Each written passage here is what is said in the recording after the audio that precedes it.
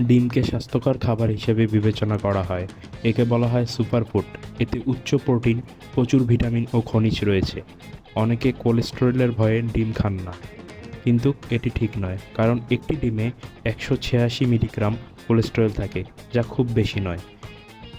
একটি সিদ্ধ ডিমে রয়েছে 78 calorie, 6.3 gram protein, 5.34 gram fat ও সামান্য কার্বোহাইড্রেট।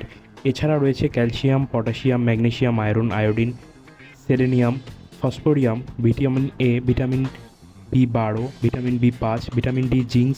ডিমের পুষ্টি সর্বাধিক পেতে যতটা সম্ভব কম তাপমাত্রায় স্বল্প সময়ে রান্না করুন।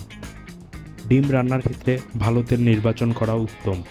ডিমে কোনো ফাইবার থাকে না। ডিমের সঙ্গে ফাইবার তথা আঁশ হিসাবে খেতে পারেন পালং শাক, বাঁধাকপি, পেঁয়াজ, মরিচ। ডিম যেহেতু প্রোটিনের ভালো উৎস, তাই প্রোটিনের চাহিদা ও অন্যান্য প্রোটিন খাবার কেমন খাচ্ছেন তার উপর নির্ভর করে ডিম খেতে হবে।